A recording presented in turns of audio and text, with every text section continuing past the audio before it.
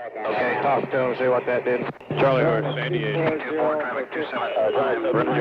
85 just made a pass in there. It was any... 21, 77. Roger, sir. Be advised we have Jolly Green 21 and 66 standing by over at tunnel Okay, I'll 103. put it a little closer than those trees. Let me come around with a Lao 3 and I'll put it on those trees there. Roger that, Lao 3. May I ask you, when it came down to the mission of saving a man versus a bombing mission, what was that like when you knew a person's, somebody close by, whether it's a SAR, whether it was a prairie fire, whether it was troops in contact? What did that mean to you when you went in? What were you prepared to do? All of those scenarios, prairie fire, TIC, troops in contact, so on and so forth. In the end, it would have been nice to come home, as far as that goes.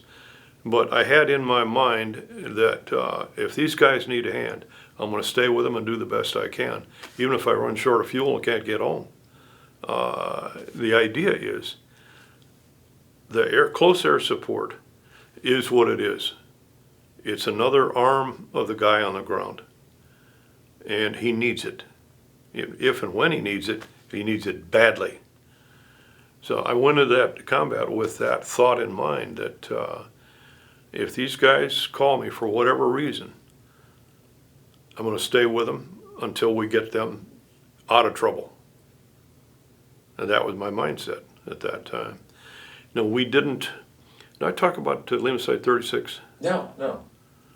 I had the day before Lima Site-36 fell, I had a flight of 4 F-4s, and we knew there was an active shooting contest going on, but we didn't know much about it, disposition or where troops were or whatever. But they did tell me one thing. Intel said, go on up there, they're going to mark the target with a 105, Willie Pete. All right, works for me.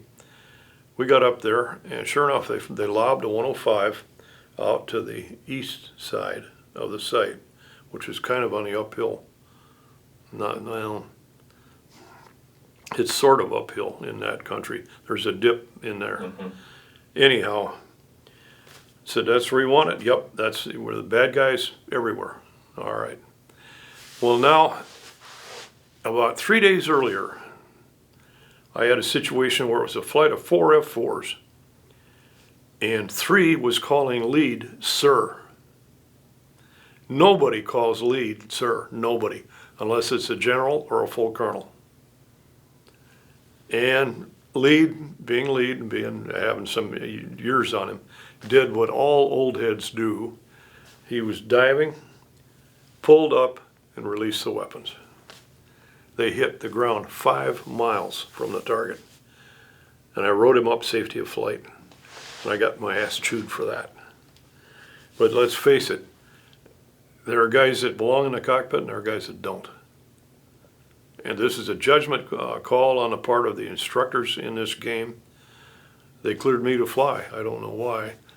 I'm not really all that confident, but for some reason or other, got away with it. Anyhow, here's my 4 F-4s overhead. Wall to wall CBU. People killing weapon. Really is. Said, all right, we ain't having no short rounds here. You guys can run in on any easterly heading you choose. Spread it out. I want you to run in on anywhere from 160. And I gave them numbers around a 030 or something like that. Run in from the west side. And I don't want any short rounds. None. Is that clear? Acknowledge in order. 2, 3, 4. All right. So I went down there and put down 2 smokes, one fairly close to the site and one a little farther out. And I told the guys, okay, you got your orders. You're cleared in hot, obliterate everything in between those 2 smokes. And they did. When they got finished, there was nothing in there but arms and legs. They sent back a report. I think it was about 3 days later that we got the report that there were 250 plus KBA. So we took out the entire east prong of that attack, and they had to reman that from the north and south prongs. If I had only known at that time We had the means, we had the weapons, we could have eliminated the threat all the way around. I remember reading about that, and I believe, didn't they come up the backside or the steepest side that nobody expected? I believe that's true. Yes. And I'm not totally familiar with that geography, and it's been a few years. Forgive me for that, but Now, can you tell me what the Lima sites were for folks out here so they can understand? We had several Lima sites around the area, and they were conducting what kind of an operation? What was their task at a Lima site? mostly the Lima sites were safe areas. The L for Lima came from Laos, and which became Lima Sites, which was an alternative name for the particular town or village or runway in the case of 36. We actually had an aircraft land at 36 and was recovered later by one of the heavy lift helicopters. Weren't they also conducting electronics operations? Okay, you're talking about Lima 98. Yes, Lima, that's what it was. On the battleship Karst. Yeah. Yeah, they had, at one time, they had a functioning TACAN up there, which you could bomb off. It was not that precise, but it would at least get you in the area. They had an RBS, the radar scoring, and they would arc light with that. And they could get weapons through the weather and down into North Vietnam. That became a very sought after target for the North Vietnamese. The North, yeah, to eliminate that set of eyes that we could work with. they wanted to take that out badly, and they did in the long run. General Vang Pao offered to lead a charge up that hill to go to retake that site. And I do not know the exact circumstances of how he was dissuaded on that thing. General had a very touchy sense of honor and really good military instincts. I think he would have done just fine if they would have turned him loose and let him go. Take one. Fast movers in the night means search and rescue at first light.